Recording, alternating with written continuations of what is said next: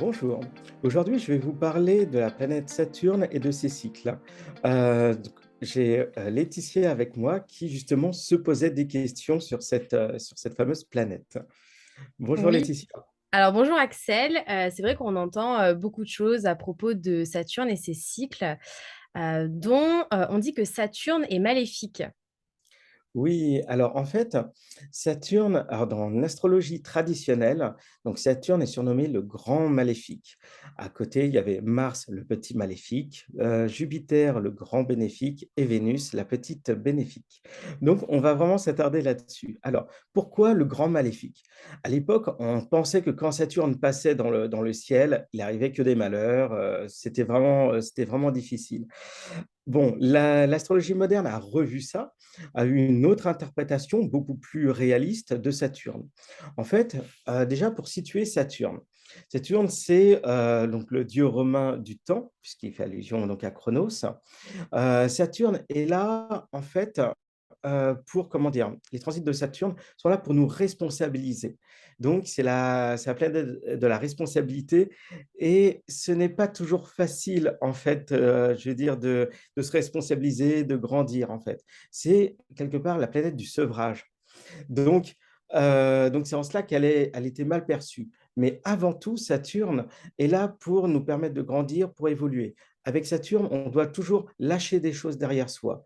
Ça peut être des habitudes, des rêves, des personnes, des objets. Alors c'est jamais, facile, mais c'est ça qui va nous permettre de rebondir vers quelque chose de nouveau et vraiment d'évoluer sur notre chemin. D'accord. Mais du coup, pourquoi son cycle à lui, il est si intéressant, ou en tout cas, il passionne autant? Alors en fait, le cycle de Saturne est vraiment, comment dire? Fait sens avec l'humanité, quoi, avec comment dire? Le chemin d'une vie puisque il y a, comment dire? Saturne, sa révolution, c'est 29 ans et demi, on va dire 30 ans. Donc, Saturne fait 2 à 3 passages, sur notre thème au cours de notre vie. C'est en cela qu'il est assez calé par rapport à notre vie, en fait, par rapport à notre rythme. Mmh. Et donc Saturne possède donc alors j'ai dit deux trois cycles. Il Mmh. y a un premier cycle, le premier cycle donc qui dure donc 29 ans et demi a 4 phases. Donc la première, donc on vient de naître, ça y est, c'est la conjonction donc Saturne. Ensuite, il y a ce qu'on appelle un premier carré, c'est vers 7 8 ans et donc là, c'est, une première comment dire? Une première phase où en général les enfants commencent à perdre leurs dents de lait, ils commencent à aller à l'école. Il y a vraiment un élan, en fait, un plaisir de prendre de la connaissance. Donc c'est le premier carré de Saturne à lui-même. Ensuite vient l'âge de 15 ans et donc Saturne s'oppose à lui-même et donc c'est l'âge des oppositions, c'est la fameuse crise d'ado et donc là, on s'oppose au pouvoir. Il faut bien comprendre que Saturne, dans un thème, représente l'éducation, la structure de l'individu. Donc lorsque, Saturne s'oppose à lui-même, on s'oppose à notre éducation, à nos parents évidemment, puisque Saturne va représenter les parents et donc pour pouvoir se trouver. Ça, c'est vraiment une phase, importante. Ensuite, on a une phase descendante de Saturne avant qu'il retrouve sa position initiale. C'est à peu près vers 21 ans et à 21 ans, donc on gagne en responsabilité. En même temps, il y a une deuxième planète qui arrive, c'est Uranus, qui elle fait un premier carré par rapport à elle-même.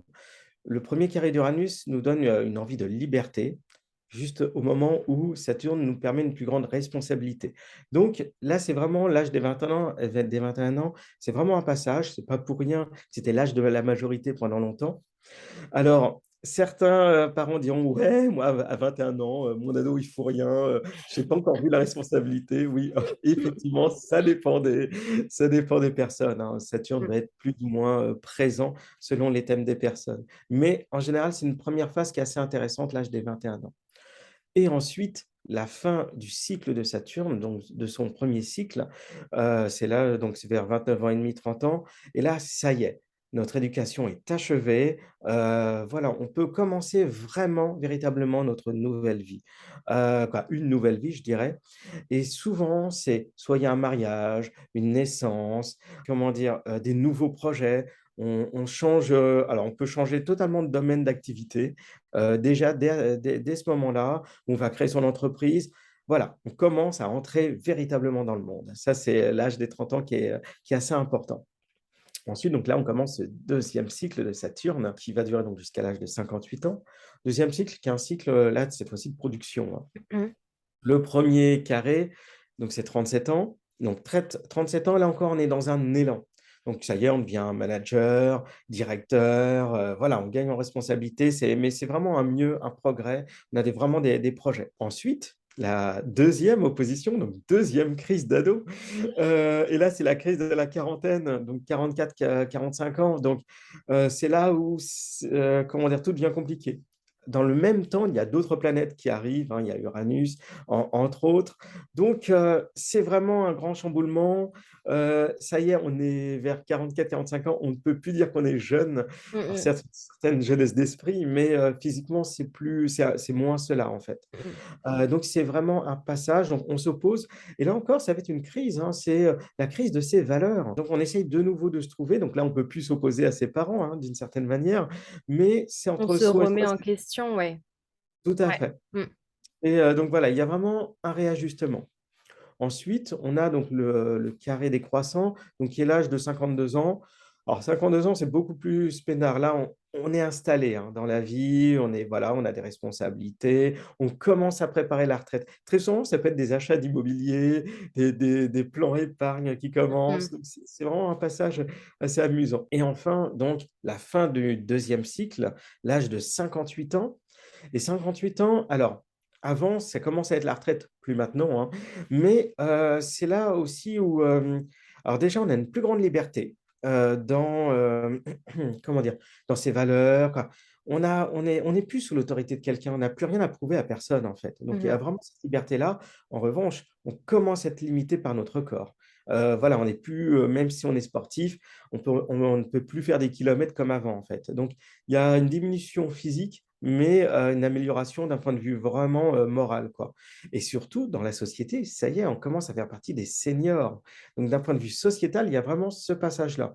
Donc 58 ans, c'est aussi le moment de commencer à envisager des nouveaux projets, de commencer sa troisième vie, ce troisième cycle, en fait et donc on commence ce troisième cycle dans la soixantaine, donc avec ce premier quartier à 67 ans et 67 ans, là encore, c'est possiblement un nouvel élan. Et là, voilà, moi j'ai vu des consultants, hélas, démissionner de leur vie ou avoir des problèmes de santé vraiment difficiles. Donc c'est vraiment un passage parce que soit au contraire c'est un nouvel élan, on va créer une nouvelle entreprise, on va faire des choses nouvelles, on est vraiment installé dans la retraite.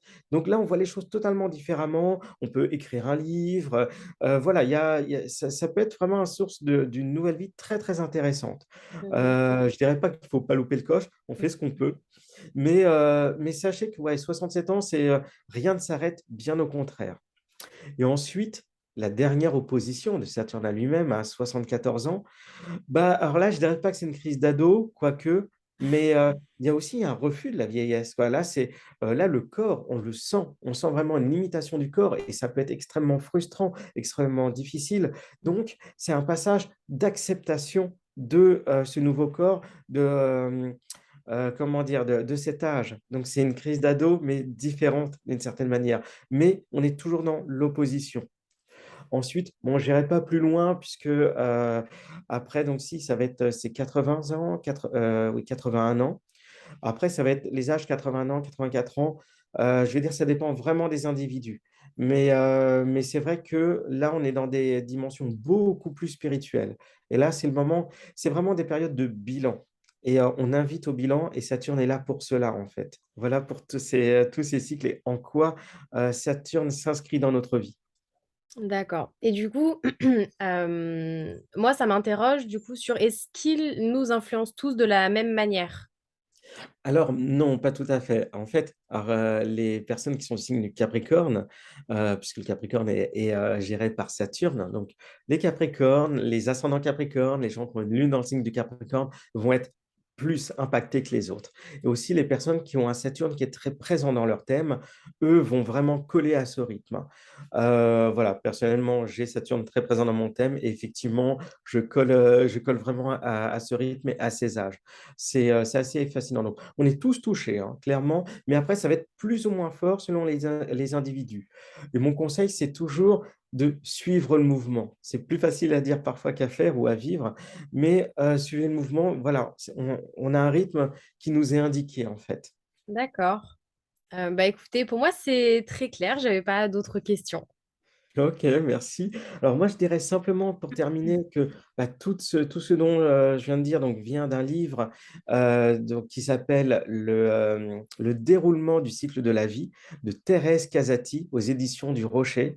Donc c'est un ouvrage absolument mais exceptionnel que je recommande à tout le monde et dont on mettra toutes les références à la fin de cette vidéo. Bah, écoute, je te remercie beaucoup Axel pour toutes ces réponses et Merci à je te dis à toi, bientôt. à bientôt.